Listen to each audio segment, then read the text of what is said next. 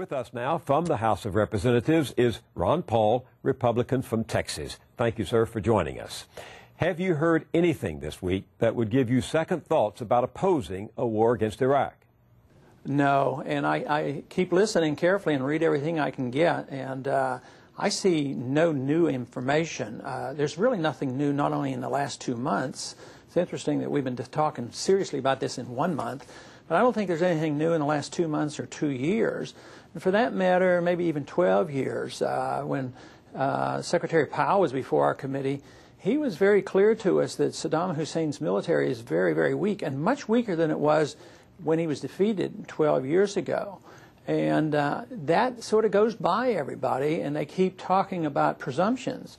Maybe someday he's going to get something, and maybe someday he's going to do this, and he might build a weapon, and he is trying to get these things. So it's pretty vague accusations. Have you seen or heard anything from the CIA, the Pentagon, the State Department, or the White House to suggest that Saddam Hussein is planning an attack on the United States? No, I see nothing imminent. He doesn't have an Air Force. He doesn't have a Navy. And he can't even shoot down he didn't shoot one of our airplanes down in 12 years, and his army is 1/3 it was 12 years ago. So, you know, this fiction that he's Hitler and he's about to take over the Middle East I think it's a stretch. Let's take for a moment the administration at its word and admit that President Bush and others really believe there's a potential threat if he gets serious weapons of mass destruction. What should we do about that if we really thought he was getting weapons of mass destruction? Well, I think that President Kennedy gave us a pretty good idea of what we should do. He had to deal with some tough times. As a matter of fact, the various presidents had to deal with the Soviets. They had 50,000 nuclear warheads, and they had tremendous power, and they brought them 90 miles off our shore. And not once did we think that confrontation was a good idea. Matter of fact, we always stood strong, had a strong national defense. We worked on containment, and we even negotiated. So I would say if we were able to accomplish that with the Soviets, and we've been able to live with the Chinese and put up with so much danger in the world, we ought to be able to handle this guy that there's no evidence that he has these weapons, and that there's no imminent threat, and he hasn't committed an act of aggression. I would think that if we really wanted to, we could handle him the same way we handled the Soviets. So we won the Cold War. Why are so many members of Congress lining up to want to go to war? On our side, a lot of Republicans will come to me and they'll tell me that, you know, their mail's running strongly against the war. But, you know, I just can't go against my president. And I'm uncomfortable about that. I mean, I know President Bush, and he's from our state. And you know a lot about politics, and you know how that works. And I don't like that, but I still have an obligation to my own beliefs, my own convictions, my promises, and to the Constitution. So I have to do my best job in defending that position. But there is a temptation to want to go along and feel good about being part of the party and not resist. And I think it's interesting on the other side, the Democrats are, yeah, they're split. Now the best allies I have now for trying to avoid a war comes from the more liberal Democrats, which is sort of ironic, me being a conservative Republican. So there's more allies from there. But the leadership on the Republican side, and that's mixed. I think there's a lot of influence behind the scenes for this war dealing with oil interests, and this would influence both sides of the aisle.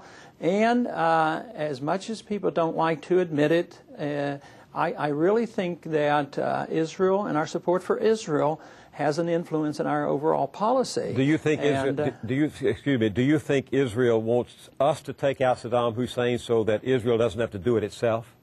Because Israel is threatened. You know, that's an interesting question. I think they want to get rid of Saddam Hussein, and I can't blame them. And when Israel went in and took out that nuclear reactor in the early 1980s, actually, I was one of the very few Republicans that supported it. It's in their interest to deal with it. No, I don't think it's so much that Israel wants us to do their work for them. It's that we don't allow them to do their work for themselves. Because even Persian Gulf War may well have been better fought by Israel and moderate Arabs, and they could have taken care of Saddam Hussein a lot better than we did, because that war is still going on. What are you hearing from your district? Your conservative district has sent you back to Congress year after year. Are your constituents prepared to go to war? Do they want to go to war? I would say that I had well over 1,000 positive letters of support, and probably 6 or 8 negative. So I would say they strongly support my position. Do whatever you can to avoid the war. You've been consistent in your conservative positions. You oppose abortion. You like low taxes. You want us back on the gold standard. What is your philosophical basis for opposing a war with Iraq? Well, you know, the long historic definition of and it's actually a Christian definition of the just war influences me, that it has to be defensive, it has to be declared by the proper authorities, and you have to be willing to win the war, prompts me to look at what the founders said. And they want us to declare the war. The responsibility is on the House and the Senate to make the declaration, and that we should win it. Now, I get motivated by this because I'm old enough to remember World War II and all the other wars, and war is not good. And I know that since World War II we haven't won any wars, so the way we get into war is every bit as important as deciding whether or not to go to war. And it seems like when we slip into war through the back door, we're less likely to win, and the consequences seem to get out of control, and the complications last a lot longer. Just like Persian Gulf War, we didn't finish it. We had a humiliating defeat in Vietnam. Korea, we still occupy Korea for 50 years. Besides, I think it's human nature to really prefer peace over war, and I think people will go to war when they know it's necessary. But I think if it's not necessary, they're very tempted to vote for somebody who advocates peace and a little bit more reasoning than to jump and leap into a war that may lead to some very serious consequences. I was in the Johnson White House when we pushed through the Gulf of Tonkin resolution, which President Johnson then used as a means of going to war in Vietnam without officially declaring war. Are we seeing something like that here? I think it's very similar, because I see this as not assuming responsibility by the Congress, but the Congress transferring this authority to wage the war and giving it to the President. So it doesn't tell the President to go to war, but it's certainly granting him this authority to use force to go to war or win, and if he feels like it. So I would say it's very similar, and it may well have consequences similar to, maybe not quite so bad, but could be even worse. Congressman, what do you think about the President's new policy of preemptive first strikes? I think that is serious. In the committee today, as we were marking up this bill, those who were pushing the resolution worked real hard to say this has nothing to do with preemptive strikes. And I made a statement, I said this is what it's all about, is to establish and institutionalize the preemptive strikes. Although we have done that off and on in minor degrees over the years, this one is much more open and much more declared and a much bigger issue, and that's what this is all about, a preemptive strike. I think that is so dangerous, not only to us as a people and to our rule of law and our Constitution, but I believe that will come back to haunt us, because it has already started, because the Russians now say, aha, what you're doing is nothing compared to what we want to do. We want to go into Georgia, and because you say there's terrorists and the Iraqis are possible terrorists, that's why we want to go into Georgia, and we want you to approve it. And that's why they're looking to maybe give in a little bit to us if we ignore what they do in Georgia. But what if China declares that you know, they've just been attacked by some terrorists from Taiwan? They may move on Taiwan in the midst of a crisis in Iraq. And look at the confusion and the chaos and the hatred that exists between India and Pakistan. They both have nuclear weapons.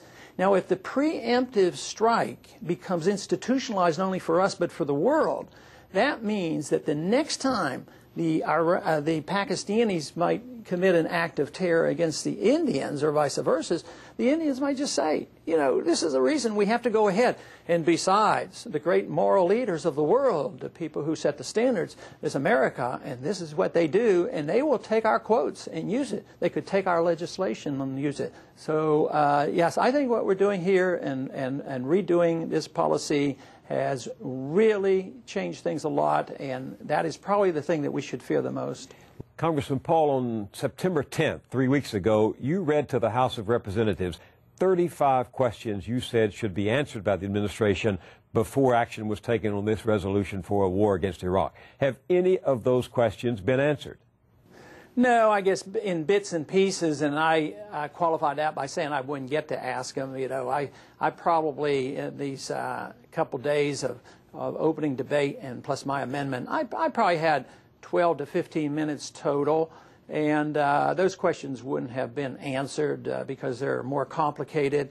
And I would not, I once again, you know, I indicated that they can best treat me by trying to ignore me.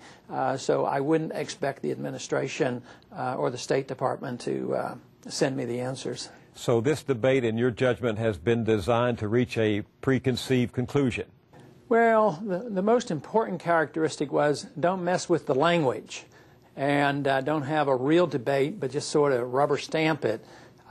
Give the people a chance to get stuff off their chest so that they feel like they've been debating it, but don't really expect to change anything or have any input, because it's so important to keep the coalition together of Republicans and Democrats, both in the House and the Senate, and the President, because they have made their decision on what to do, and they cannot afford to take any extra time and tinker with the language. I know you have to get back to your work there, Congressman Ron Paul. Thank you very much for this time. Thank you.